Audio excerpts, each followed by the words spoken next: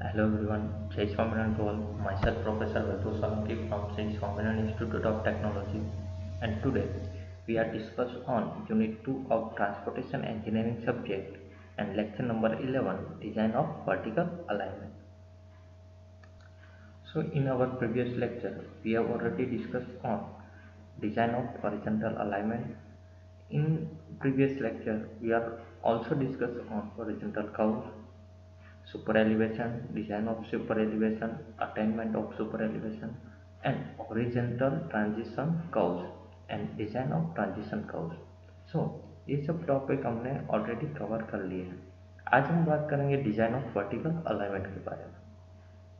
तो सबसे पहले वर्टिकल अलाइनमेंट क्या है वो हम समझते हैं।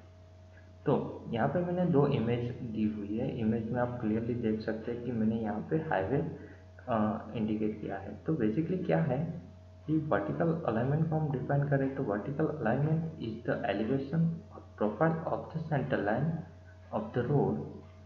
क्या है कि जो भी रोड है या तो हाईवे है उसकी सेंटर लाइन का एलिवेशन प्रोफाइल है, वर्टिकल अलाइनमेंट है।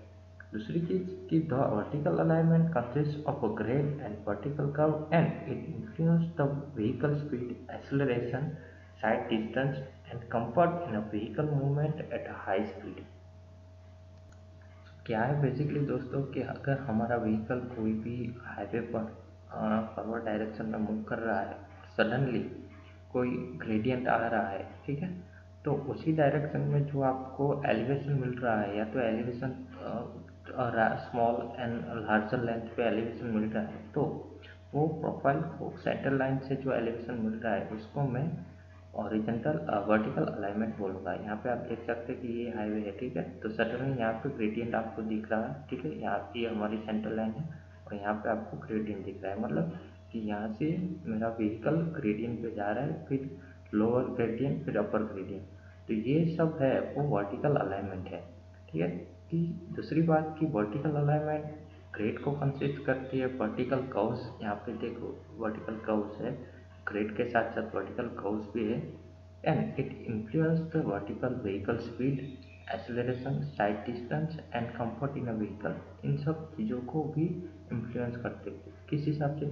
हम सबको पता है कि हमारा स्पीड, व्हीकल कोई स्पीड पे जा रहा है तो सडनली वर्टिकल कर्व्स आएगा या तो एलिवेशन होगा, तो हमारे स्पीड में चेंजेस हो गए। उसके साथ साथ अगर हाई राइज वर्टिकल है थोड़ा एलिवेशन, तो हमको थोड़ा एक्सेलरेशन ज़्यादा देना पड़ेगा। और विजिबिलिटी, साइड डिस्टेंस की जो विजिबिलिटी है व्हीकल ड्राइवर की आई लेवल से, तो यहाँ पे ऑब्जेक्ट की विजिबिलिटी भी बहुत ही मैटर करती है। तो इन सब चीज़ों वर्टिकल अलाइनमेंट में मैटर करती है, जिसके हिसाब से और हाई स्पीड के हिसाब से हम देख सकते हैं। तो ये बात की हमने वर्टिकल अलाइनमेंट की कि वर्टिकल अलाइनमेंट क्या है।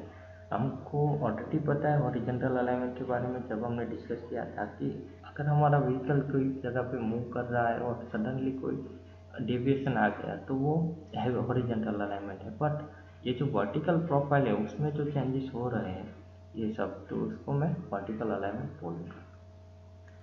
तो वर्टिकल अलाइनमेंट में बहुत ही इंपॉर्टेंट टर्म है ग्रेडियंट। ग्रेडियंट क्या है उसके बारे में हम डिस्कस करते हैं कि it is the rate of rise and fall along the length of the road with respect to the horizontal. क्या है? Rate of rise and rate of fall along the length, कि आपकी जो लेंथ है उसके along rate of rise and rate of fall को हम gradient बोल सकते हैं। It is the expressed as the ratio of 1 in x, 1 vertical and unit to x is a horizontal unit। तो यहाँ पे 1 in x में हम उसको एक्सप्रेस कर सकते हैं। तो बेसिकली क्या है कि 1 को हम वर्टिकल ले लेंगे और जो x है उसको हम हॉरिजॉन्टल यूनिट तरह ले सकते हैं, ठीक है।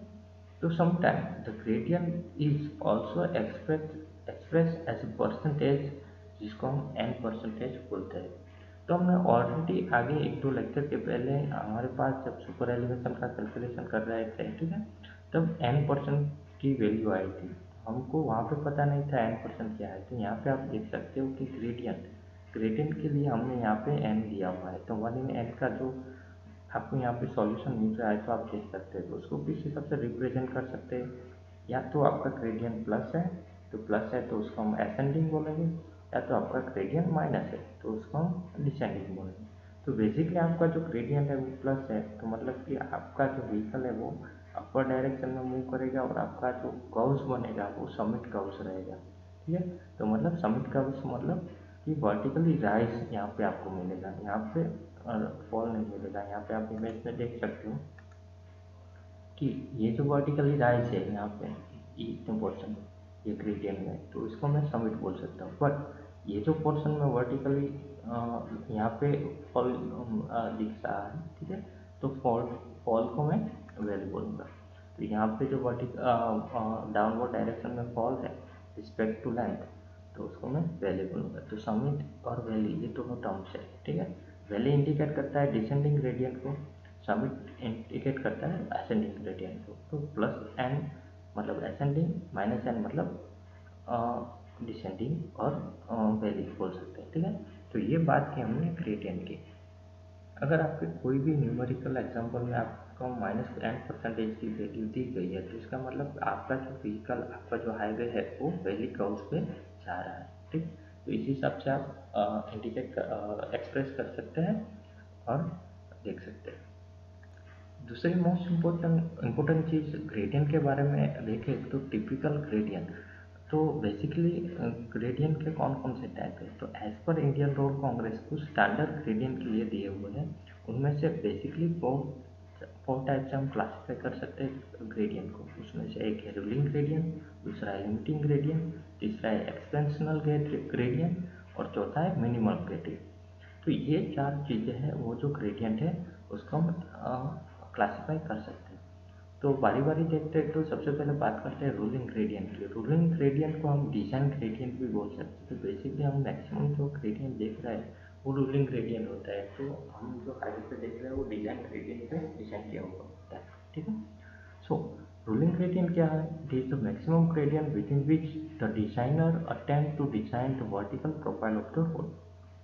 क्या है कि maximum gradient within which designer attempt to design a vertical maximum, यानी डिपेंड ऑन कौन कौन सी चीज़ पे डिपेंड करेगा। तो ऑब्वियसली हम सबको पता है कि टर्रेन पे डिपेंड करेगा, रोलिंग टर्रेन है या तो प्लेन टर्रेन है या तो माउंटेनियस टर्रेन है, ठीक। दूसरा लेंथ ऑफ ग्रेड की लेंथ क्या है।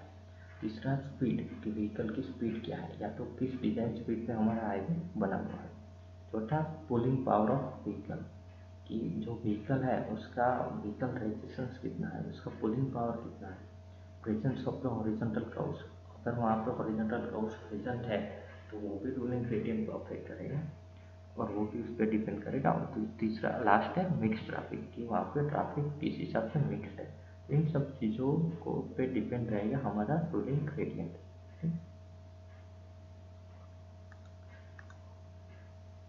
दूसरी चीज़ है लिमिटिंग ग्रेडियंट। तो steeper than ruling gradient, limiting gradient है वो ज़्यादा स्टीप होता है या तो उसका ग्रेड ज़्यादा होता है रूलिंग ग्रेडियंट के हिसाब से, और बेसिकली हिली रोड्स है वहाँ पे दिखाई दे रहा है।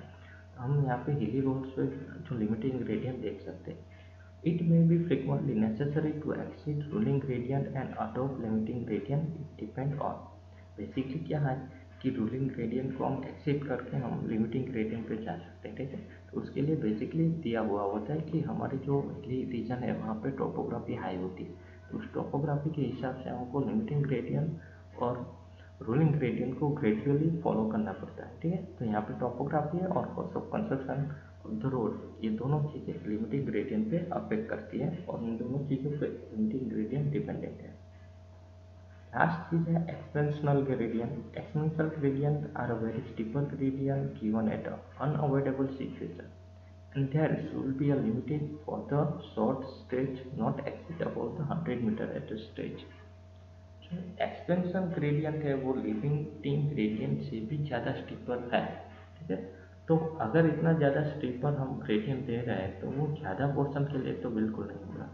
कोई ऐसी सिचुएशन है कि जहाँ पे सडनली हाईली राइज आ गया, सडनली आपका हाईली राइज आ गया, तो आप लिमिटिंग ग्रेडियंट नहीं दे सकते, तो आपको उस स्टेज पे एक्सपेंशन ग्रेडियंट देना पड़ेगा। तो यहाँ पे क्या होगा कि आप बहुत ही कम डिस्टेंस पे एक्सपेंशन ग्रेडियंट दे सकते हैं, क्योंकि उसके अलावा ज़्यादा मीटर तक आप अफोर्ड नहीं कर सकते, तो 100 मीटर के स्ट्रेच पे आप एक्सपेंशनल ग्रेडियंट दे सकते हैं। बात करें critical length of the gradient और मिनिमम ग्रेडियंट, ये दोनों चीज़ें यहाँ पे हमको देखने मिलेगी कि असेंडिंग ग्रेडियंट के अंदर और मिनिमम ग्रेडियंट के अंदर। ठीक है, हम इन चीज़ों को टेबल के साथ समझ लेते हैं, उसमें आपको समझ में आ जाएगा। मिनिमम ग्रेडियंट की बात करें तो ये इतना इम्पोर्टेंट है सरफेस ड्रेनेज के लिए या तो कैम्बर के लिए। तो हमने जब भी बात की कि मिनिमम सुपर एलिवेशन की बात करते हैं तो मिनिमम ग्रेडियंट की बात करते हैं, तो हमारा जो कैम्बर है उसकी जो लिमिट है वो फाइनल लिमिट है। ठीक है, उससे ज़्यादा कम हम कहीं पे भी नहीं कर सकते। उसके अलावा कि जो हमारे सरफेस है और रेनफॉल की सिचुएशन है और किस हिसाब से ड्रेनेज हो जाता है, उन सब पे मिनिमम ग्रेडियंट अफेक्ट करता है। तो basically as per Indian road congress, a minimum of 1 in 500 may be sufficient for a concrete drainage and 1 in 200 for the open soil drainage। तो ये जो रेशियो है 1 in 500, ठीक है, 500 सॉरी 1 in 500 की वो सफिशेंट है कंक्रीट के लिए, और 1 in 200 वो सॉइल ड्रेनेज के लिए सफिशेंट है। ठीक है, तो ये जो रेशियो है वो मिनिमम ग्रेड में हम कंसिडर कर सकते हैं। सो यहाँ पे हमने बात की टिपिकल ग्रेडियंट की, जिसमें rolling gradient, limiting gradient, exceptional gradient और मिनिमम ग्रेडियंट को हम एक्सप्लेन कर सकते हैं। जीटीयू एग्जामिनेशन के रिगार्डिंग ये भी इम्पोर्टेंट क्वेश्चन है कि जी एक्सप्लेन द टिपिकल ग्रेडियंट, तो आप ये चारों को क्लासीफाई करके ब्रीफली एक्सप्लेन कर सकते हैं। उसके साथ साथ जो ग्रेडियंट की स्टैंडर्ड वैल्यू है उसको भी हम टेबल में इंडिकेट कर सकते हैं। तो ग्रेडियंट की स्टैंडर्ड वैल्यू क्या है, तो ग्रेडियंट की स्टैंडर्ड वैल्यू आईआरसी में दी हुई है इंडियन रोड कांग्रेस में। तो वो डिपेंड करता है, हमने आगे भी बात की है कि ग्रेडियंट है आपका टोटली डिपेंड करेगा टर्रेन पे।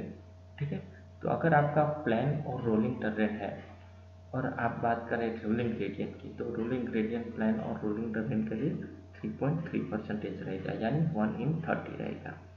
ठीक है, जबकि लिमिटिंग ग्रेडियंट है जो स्टीपर होता है थोड़ा, वो प्लेन और रोलिंग कंडीशन में 5% रहेगा। जबकि एक्सपेंशनल ग्रेडियंट है जो उससे भी ज़्यादा स्टीपर रहता है। ठीक है, तो वो रहेगा 6.7%। ठीक है, तो ये जो हम छोटे छोटे पोर्शन पे कहीं पे भी प्लेन और रोलिंग टर्रेन है, फिर भी सडनली कोई राइस आ गया कि मैंने वहाँ पे बीच में ब्रिज बना दिया, उसके लिए ग्रेडियंट आया। ठीक है, तो उसकी वजह से इन सब ग्रेडियंट का हम वहाँ पे प्लेन और रोलिंग टर्रेन में यूज़ करते हैं। दूसरा टर्रेन है माउंटेनियस टर्रेन, जिसमें रोलिंग ग्रेडियंट 5% है, लिमिटेड ग्रेडियंट 6% और एक्सपेंशनल ग्रेडियंट 7%। वही वैल्यू स्टीप टर्रेन के लिए है 5%, 6% और 7%, जिसको हम 1 in n में कह सकते हैं 1 in 20। और अगर आपका स्टीप टर्रेन 3000 मीटर से लेस देन है, ठीक है, 3000 मीटर से कम है स्टीपर, तो आपकी वैल्यू है रोलिंग ग्रेडियंट के लिए 6%, लिमिटिंग के लिए 7 और एक्सपेंशन के लिए 8% रहेगी। तो ये हम एज पर आईआरसी टर्रेन को क्लासीफाई करके ग्रेडियंट की वैल्यू ले सकते हैं। वर्टिकल अलाइनमेंट में दो चीज़ें हैं, एक तो है समिट कर्व्स, दूसरा है वैली कर्व्स। ठीक है, यहाँ पे लेंथ ऑफ समिट कर्व्स और लेंथ ऑफ वैली कर्व्स जो अलग अलग केसेस में है साइड डिस्टेंस के हिसाब से, ठीक है, तो उसके लिए अलग अलग इक्वेशन है। वो इक्वेशन आज हम देखते हैं और इक्वेशन के हिसाब से हम कैलकुलेशन करके समिट कर्व या वैली कर्व की लेंथ डिसाइड कर सकते हैं। सो बेसिकली केस 1 में लेंथ ऑफ समिट कर्व्स की बात करें कि कोई भी स्टॉपिंग साइड डिस्टेंस के लिए, एसएसटी मतलब स्टॉपिंग साइड डिस्टेंस, जो हमने साइड डिस्टेंस में ऑलरेडी ये किया है। ठीक है, तो case 1 length of summit curves के लिए अगर आपका स्टॉपिंग साइड डिस्टेंस है उससे ज़्यादा लेंथ है, उस केस में एल का इक्वेशन रहेगा n² अपॉन ब्रैकेट में √2h प्लस √2h², जहाँ पे कैपिटल H और small h, capital H hate है, ठीक है, ऑब्जेक्ट के लिए, स्मॉल h हेट है वो ड्राइवर के लिए है आई ऑफ साइड से। ठीक है, दूसरी उसको हम दूसरे भी इक्वेशन में लिख सकते हैं कि L = n² अपॉन 4.4। तो यहाँ पे हम h और स्मॉल h की वैल्यू अप्रोक्स 1.5 और 1.2 और 0.15 ले सकते हैं एज पर IRC। तो उसकी वैल्यू जब हम पुट करेंगे तो यहाँ पे हमको अब नई वैल्यू मिलेगी 4.4। तो फाइनल इक्वेशन केस वन के लिए जब कि हमारी जो लेंथ है वो SSD से ज़्यादा है तो फाइनल इक्वेशन है L=n² / 4.4। दूसरी चीज़ सेकंड केस के लिए कि अगर हमारी जो लेंथ है वो SSD से कम है तो उसके लिए जो फाइनल इक्वेशन आपका रहेगा L=2s - 4.4/n। तो ये दोनों इक्वेशन है लेंथ ऑफ समिट कर्व्स के दो केसेस के लिए है। सिमिलरली बात करें कि स्टॉपिंग साइड डिस्टेंस की जगह ओवरटेकिंग साइड डिस्टेंस अगर है और उसकी जगह पे हमको यही दोनों केस के लिए अगर इक्वेशन लिखना है तो वो दोनों केस में इक्वेशन क्या होगा कि अगर आपकी लेंथ है वो ओवरटेकिंग साइड डिस्टेंस से ज़्यादा है तो आपका फाइनल इक्वेशन रहेगा L=ns²/9.6। ठीक है। और सिमिलरली दूसरे केस में अगर हमारा ओवरटेकिंग साइड डिस्टेंस से कम है तो उसका इक्वेशन रहेगा L=2s - 9.6/n। देखो यहाँ पे हमको इस चीज़ को एक्सप्लेन करने की कोई ज़रूरत नहीं, हम लोग ऑलरेडी SSD और OSD में प्रीवियस लेक्चर में देख लिया है। फिर भी हमने जैसे कि बात की कि कैपिटल एच और स्मॉल एच है वो दोनों एक तो ड्राइवर की हाइट है, ठीक है, आई ऑफ साइट लेवल से पेमेंट तक, और सामने जो ऑब्जेक्ट है उसकी हाइट है, और वो दोनों हाइट के हिसाब से आपका ओवरटेकिंग साइड डिस्टेंस और स्टॉपिंग साइड डिस्टेंस किस हिसाब से उसके हिसाब से हम ये इक्वेशन को कैलकुलेट कर सकते हैं। तो ये सब चीज़ें हैं यहाँ पे लिखा है कि h=height of the driver eye above the carriageway, उसको हम 1.2 लेते हैं और स्मॉल h की वैल्यू जो है उसको हम 0.15 मीटर में लेते हैं। तो उसके ये दोनों वैल्यू पुट करके हमको यहाँ पे फाइनल इक्वेशन मिल रहा है। और यहाँ पे s की वैल्यू है जो वो है साइड डिस्टेंस है। सेकंड वैली कर्व के लिए बात करें तो लेंथ ऑफ वैली कर्व कोई भी कंफर्ट कंडीशन के अंदर उसका एक ही इक्वेशन है L=0.38 ब्रैकेट में NV³ हाफ स्क्वायर। ठीक है। तो यहाँ पे क्या है कि n जो है वो डेविएशन एंगल है कि कितने एंगल से एल्जेब्रिक डिफरेंस के दो ग्रेड के बीच में कितना एल्जेब्रिक डिफरेंस है वो डेविएशन है। ठीक है। दूसरा C है rate of change of centrifugal force जो हमने ऑलरेडी देख लिया था। तो ये इक्वेशन आता है कि rate of change of centrifugal force अगर वैली कर्व से है तो सेंट्रीफ्यूगल फोर्स में चेंजेस आएगा। ठीक है। तो उसका हम C का इक्वेशन यहाँ पे C की वैल्यू है वो एज पर आया कि 0.6 मीटर पर सेकंड क्यूब ले लेते हैं। ठीक है। एक्सेलरेशन के लिए तो उसकी वैल्यू पुट करेंगे यहाँ पे। ठीक है। व्हीकल की स्पीड अगर हमको पता है तो यहाँ पे व्हीकल की स्पीड पुट करके ये जो फाइनल इक्वेशन हमको मिल रहा है वो इस हिसाब से होगा L=0.38 ब्रैकेट में NV³ हाफ स्क्वायर। ठीक है। तो ये वैली कर्व्स के लिए फाइनल इक्वेशन है। अब सिमिलरली वैली कर्व्स की लेंथ की बात करें तो लेंथ वो भी डिपेंड करती है SSD और OSD पे। तो SSD के लिए बात करें तो SSD के लिए फाइनल इक्वेशन रहेगा आपका L=n²/1.5 + 0.035 × s। ठीक है। तो यहाँ पे क्या है कि L=SSD but L=SSD। And second case के लिए बात करें तो यहाँ पे L का इक्वेशन रहेगा L=2s - 1.5 + 0.035 s/n। तो ये दोनों फाइनल इक्वेशन है वैली कर्व्स के लिए। ठीक है। तो यहाँ पे हमने क्या देखा कि समिट कर्व्स और वैली कर्व्स दोनों के लिए अलग अलग इक्वेशन है। लेंथ के लिए वो भी डिपेंड करता है स्टॉपिंग साइड डिस्टेंस के लिए। तो ये हम याद रख के इसके हिसाब से हम न्यूमेरिकल और एग्जाम्पल कैलकुलेट कर सकते हैं। तो इस हिसाब से उसके एग्जाम्पल को हम पुट कर सकते हैं कि यहाँ पे 3% और 5% जो वैल्यू है एग्जाम्पल में दी है समिट कर्व्स के लिए तो वो ग्रेडियंट है। तो यहाँ पे +3% है तो n की वैल्यू 3 है तो असेंडिंग ग्रेडियंट है। -5% है तो n की वैल्यू 5 है वो डिसेंडिंग ग्रेडियंट है। ठीक है। तो इसके हिसाब से लेंथ ऑफ समिट कर्व्स में SSD की डिज़ाइन और स्पीड के हिसाब से हम लिख सकते हैं कि यहाँ पे जो एज्यूम डेटा है वो IRC के हिसाब से हमने जो आगे डिस्कस किया स्मॉल h की वैल्यू कैपिटल H की वैल्यू। ठीक है। और C की वैल्यू वो सब हम एक्सेलरेशन के हिसाब से और IRC की स्टैंडर्ड वैल्यू हम पुट कर सकते हैं। तो इसके हिसाब से हम ये सब एग्जाम्पल काउंट कर सकते हैं।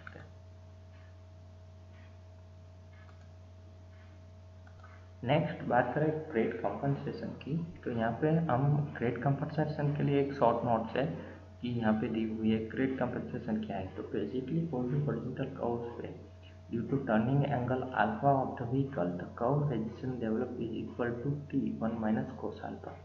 कि जब भी ट्रैक्टिव एफर्ट होता है, ट्रैक्टिव फोर्स होता है व्हीकल में, ठीक है, तो हॉरिजॉन्टल कर्व्स पे एक रेजिस्टेंस डेवलप होता है, ठीक है। तो उसकी वजह से क्या होता है कि when there is a horizontal curves in addition to the gradient, there will be an increase in a resistance to friction due to both gradient and curves।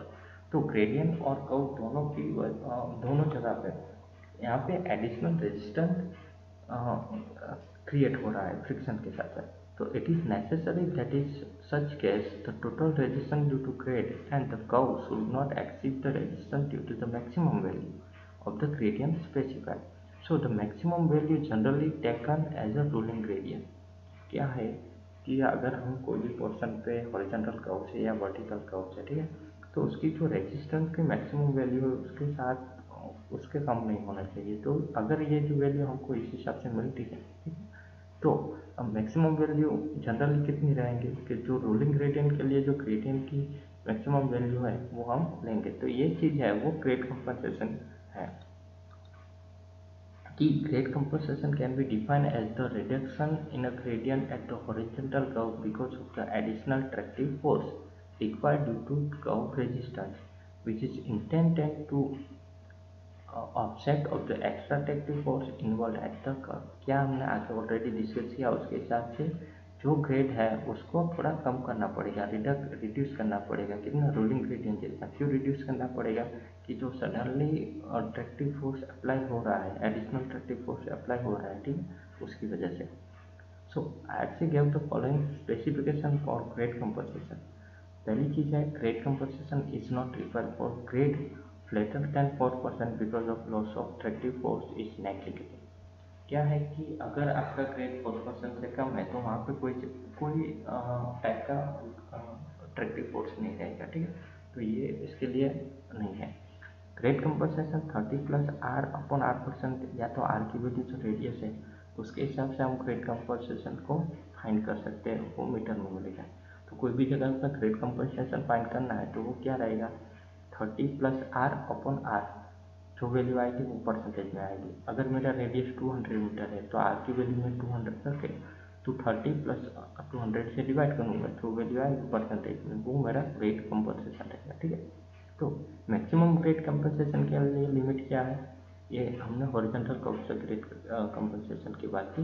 Maximum grade compensation के लिए वैल्यू है 75 upon are percentage, ठीक है। तो ये भी value हमको percentage में मिलेगी।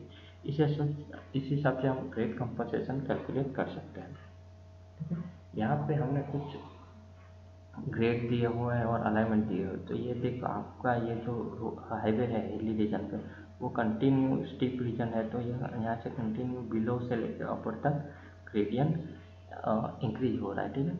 ये भी पूरा हाईवे यहाँ से यहाँ तक टोटली ग्रेडियंट पे है, ठीक है। तो ये जो सडनली ग्रेडियंट आ रहा है यहाँ पे, ठीक है, तो ये सब है वर्टिकल अलाइनमेंट। तो इसका हम वर्टिकल अलाइनमेंट बोल सकते हैं। यहाँ पे आप ये सब चीज़ें हैं। तो एक एग्जांपल भी है कि align hilly road with a rolling gradient of 6%, तो horizontal curve of the radius 60 metre and counter, तो found compensate gradient at the curves. तो हम सबको पता है कि जो हमारा हिली रीजन के लिए ग्रेड कंपनसेशन का इक्वेशन है वो रोलिंग ग्रेडियंट का पुट करके हम ये इक्वेशन सॉल्व कर सकते हैं और ये एग्जाम्पल सॉल्व कर सकते हैं, ठीक है।